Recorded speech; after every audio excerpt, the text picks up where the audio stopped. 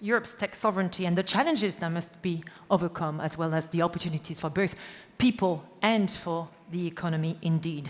And also for mentioning that the key words here are confidence, trust, and cooperation indeed. So thank you very much. Merci beaucoup.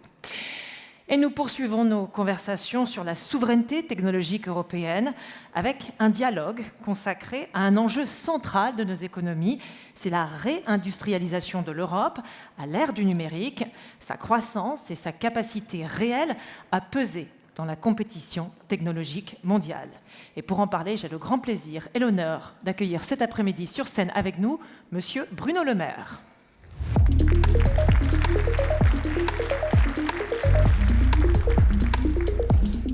Monsieur Le Maire, bonjour, enchanté, ravi de vous accueillir cet après-midi. Vous allez prendre le deuxième si vous voulez bien, Monsieur Le Maire. Voilà. Merci beaucoup d'être avec nous aujourd'hui. Alors, vous avez été pendant de nombreuses années, de plusieurs années, ministre de l'économie, des finances et de la souveraineté industrielle et numérique. Vous êtes aujourd'hui conseiller spécial d'ASML, une entreprise européenne, néerlandaise, au cœur de l'industrie mondiale des semi-conducteurs et bien sûr de la révolution IA. Alors aujourd'hui, on parle beaucoup de souveraineté européenne, de souveraineté numérique, de réindustrialisation, mais concrètement, qu'est-ce que ça signifie d'être une puissance européenne au XXIe siècle? Est-ce que ça se mesure encore en territoire et en armée, ou bien en données, en pouvoir de calcul, en cloud, en semi-conducteurs? Comment l'Europe peut s'affirmer comme une puissance aujourd'hui dans le monde dans lequel on vit?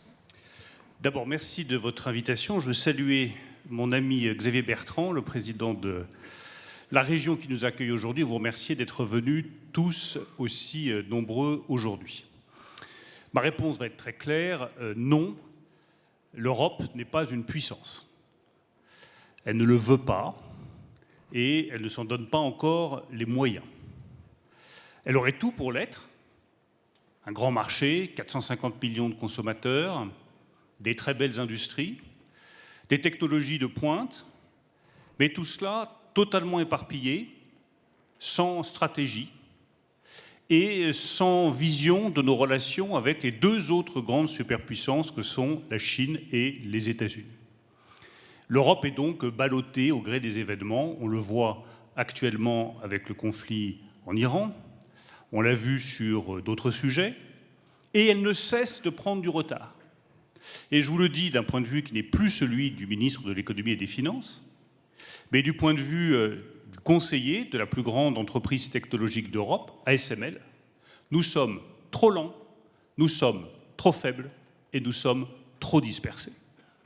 Il nous reste donc quelques mois, quelques années pour essayer de rattraper notre retard et pour remplir ce qui fait les facteurs de la puissance. Le premier, c'est l'énergie. Sans énergie décarbonée, il n'y a pas de puissance. Et vous voyez bien que parmi les deux autres grandes puissances, les choix sont faits. La Chine accélère sur la décarbonation, construit 2 réacteurs nucléaires supplémentaires par an, a déjà une capacité nucléaire installée supérieure à celle de la France. Elle galope vers l'industrie verte. De l'autre côté, M. Trump galope en arrière vers les énergies carbonées et fossiles et veut être tout simplement l'homme qui a la mainmise sur la majorité des capacités énergétiques carbonées du monde. D'où l'intervention au Venezuela, d'où aussi l'intervention en Iran. Nous, sur l'énergie, nous hésitons encore, nous avançons à petits pas, un coup du renouvelable, un coup du nucléaire, sans comprendre qu'on devrait accélérer pour avoir la production énergétique la plus décarbonée, la moins chère de la planète. C'est possible, ça ne tient qu'à nous. Deuxième élément de souveraineté, les semi-conducteurs. Les semi-conducteurs, c'est le pétrole du XXIe siècle. Ceux qui ont les semi-conducteurs ont les missiles les plus performants, les satellites les plus pointus, les fusées les plus puissantes, les avions les plus performants. Aujourd'hui, nous sommes quasiment intégralement dépendants de la production de semi-conducteurs venus d'Asie ou des États-Unis. Et je le dis, je ne sais pas si la Commission européenne est encore là, la Commission européenne est là aussi trop lente, trop frileuse. Il faut partir des besoins des entreprises et des commandes des grandes entreprises et pas partir des règles et des instructions des États ou de la Commission. Ça ne marchera pas. C'est la deuxième condition de la souveraineté. Enfin, la troisième, c'est évidemment les données et la maîtrise du software. Là aussi, nous avons tout pour réussir, mais il est temps qu'on change de stratégie, qu'on passe la démultiplier, qu'on fasse plus attention au financement et aux besoins du privé, plutôt que de systématiquement vouloir imposer de nouvelles règles et de nouvelles obligations. À ces conditions, et à ces conditions seulement, nous pourrons retrouver notre souveraineté. Alors nous allons évoquer un peu plus tard le rôle très important, bien sûr, des semi-conducteurs dans la souveraineté européenne. Mais pour résumer, pour être une grande puissance, il faut de l'énergie, de la vision, une défragmentation, donc un alignement, de la coopération. Et puis c'est ce qu'évoquait un peu plus tôt aussi la commissaire, c'est qu'il faut de la confiance. Et ça, c'est ce qui nous fait défaut. Oui, de la confiance, oui. Enfin, je me méfie de ces grands mots, je vais être beaucoup plus pragmatique que vous. Il faut savoir ce que nous voulons être au XXIe siècle. Est-ce que nous voulons être puissants ou pas?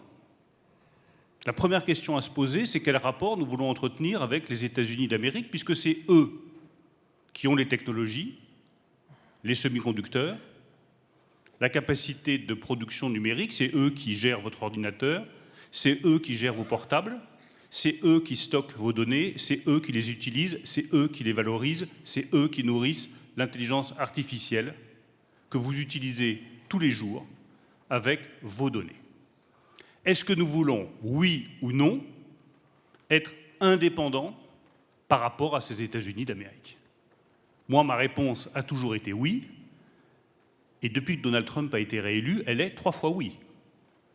Parce que se retrouver dans les mains d'une puissance américaine dirigée par un président comme Donald Trump, c'est irresponsable et c'est dangereux. Donc je pense que nous avons intérêt à marquer notre rupture avec les États-Unis d'Amérique et notre détermination à être indépendants. Tant que vous n'avez pas posé cet acte politique, tout le reste, ce n'est que littérature. J'adore la littérature, mais en politique, il faut savoir regarder les choses en face. Soit vous rompez avec les États-Unis pour gagner votre indépendance, soit vous n'êtes pas indépendant. Et vous ne construirez pas votre souveraineté. Je vous donne un exemple très concret. Vous avez vu ce qui est arrivé aux juges de la CPI. On croit toujours que c'est inimaginable, et puis un jour, ça se produit, et là, on s'aperçoit qu'on n'est pas indépendant. Ils ont été mis sous sanction par l'administration américaine. Et donc, vous avez des juges de la CPI, parce qu'ils ont décidé de poursuivre le Premier ministre israélien, qui se retrouvent sans moyen de paiement, avec leur carte Visa Mastercard qui ne fonctionne plus, avec l'impossibilité d'aller réserver un hôtel sur Expedia ou une maison sur Booking, parce que l'administration américaine l'a décidé et qu'ils ont la possibilité d'intervenir de manière extraterritoriale. Vous n'êtes pas souverain quand un autre État et une autre puissance peut décider de ce que font vos propres concitoyens. Donc la première question à se poser, ce n'est pas la confiance.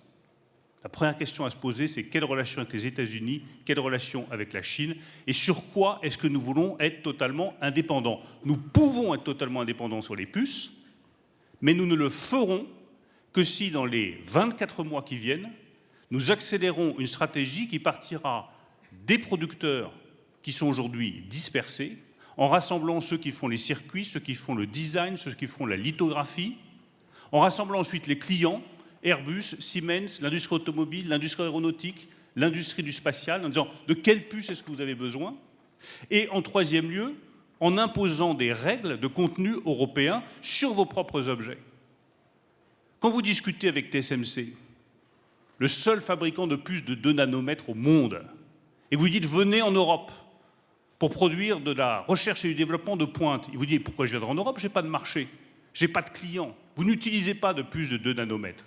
Le jour où vous direz, sur mon iPhone, je n'en vends plus un seul, et vous n'avez plus le droit d'en vendre un seul sur le sol européen, s'il n'y a pas dedans 30% de semi-conducteurs produits en Europe, ce jour-là, et ce jour-là seulement, vous créerez une filière de semi-conducteurs en Europe et vous ferez venir TSMC, le leader mondial de la gravure à 2 nanomètres. C'est la condition de la souveraineté. Les priorités pour la souveraineté européenne, vous l'avez évoqué, L'une d'entre elles, ce sont les semi-conducteurs. ASML, c'est probablement l'entreprise technologique européenne la plus stratégique finalement. C'est un véritable goulot d'étranglement pour les semi-conducteurs avancés, dû à ces technologies uniques. Est-ce que ça n'est pas justement la preuve que l'Europe est tout à fait capable de produire un leader mondial dans un produit très stratégique pour la souveraineté technologique? Si, mais alors, je vais vous apprendre une mauvaise nouvelle qui est assez peu connue. C'est que ASML ne fait aucun chiffre d'affaires en Europe.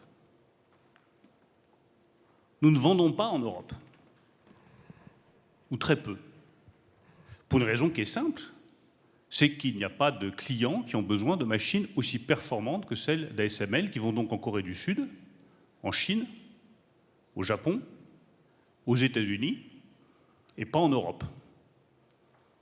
Je le dis avec beaucoup d'humilité. Vous savez, il y a quelques années, je n'y connaissais pas grand-chose aux semi-conducteurs, mais j'ai été obligé de m'y mettre, d'être formé par des ingénieurs, de comprendre.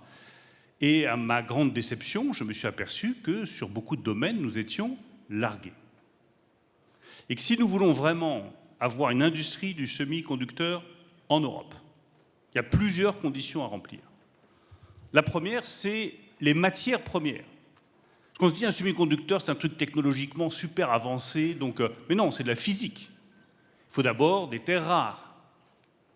Il faut des produits physiques qui vous permettent de fabriquer le semi-conducteur. Il faut l'hélium. Vous voyez bien aujourd'hui, à la faveur de cette crise iranienne, que la difficulté d'approvisionnement en hélium, qui est un gaz qui refroidit la production des wafers au moment de leur réalisation et au moment de l'impression des circuits sur le transistor, pas d'hélium, pas de transistor. Donc première condition, les matières premières, l'hélium, tout ce qui permet la fabrication de la puce. Deuxième condition, je ne reviens pas dessus, j'en ai longuement parlé, l'énergie. Toutes ces entreprises dont la taille se fait en hectares ont un besoin d'énergie décarbonée considérable. Sans nucléaire, il n'y a pas de semi-conducteur. En tout cas, en Europe. Troisième condition, intégrer tous ces champions européens qui sont tous totalement dispersés, c'est le drame européen. Chacun tire dans son coin.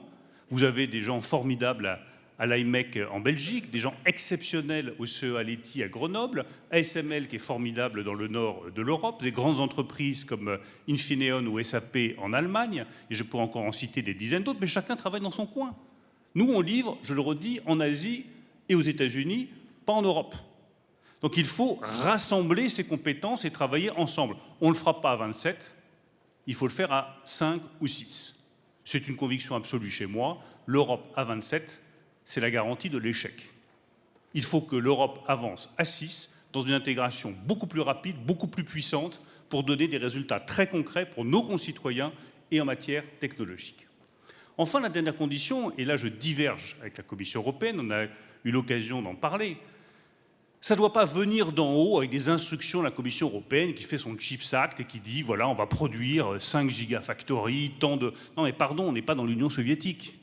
Et à preuve du contraire, l'Union soviétique n'a pas été un gigantesque succès économique et financier. Donc il faut procéder autrement. Autrement, c'est en joignant d'un côté les producteurs et de l'autre les industriels qui feront des commandes pour garantir la soutenabilité financière de notre investissement dans les semi-conducteurs. Le jour où vous avez, je les redonne, des entreprises comme Airbus, comme Siemens qui disent « nous, il nous faut tant de millions de semi-conducteurs de telle taille pour tel produit sur 20 ans », là, vous garantissez la soutenabilité financière du projet et donc son succès.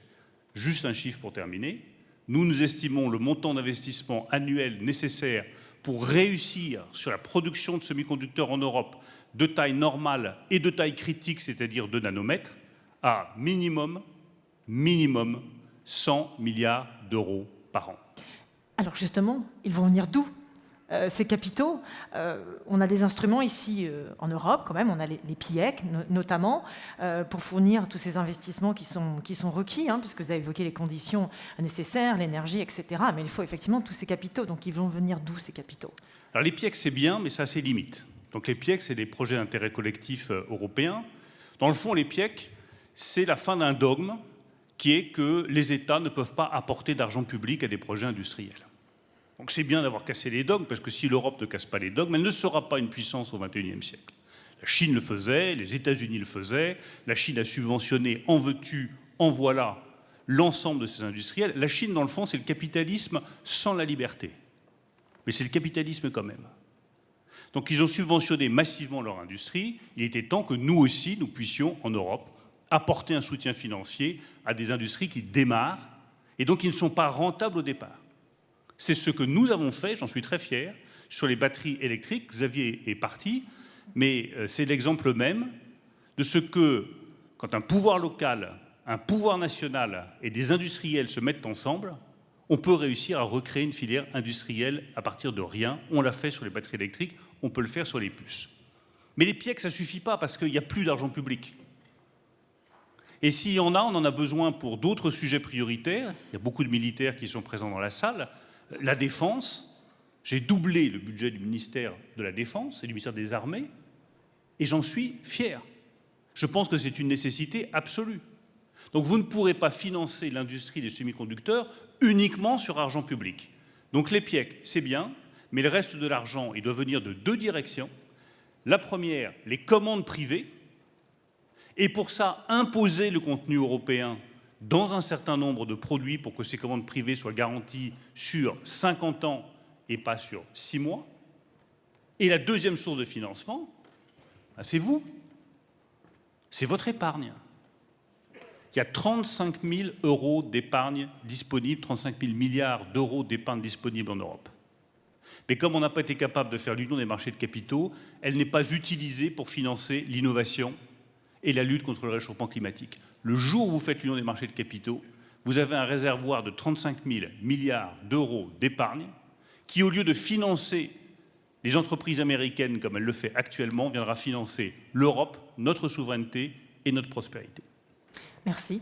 Et à bon entendeur, bien entendu, on aimerait pouvoir vous garder avec nous un peu plus longtemps. Nous avons beaucoup de discussions cet après-midi à évoquer. Un grand merci à vous, Bruno Le Maire. Merci à vous tous. Merci d'avoir été avec nous cet après-midi. Merci encore.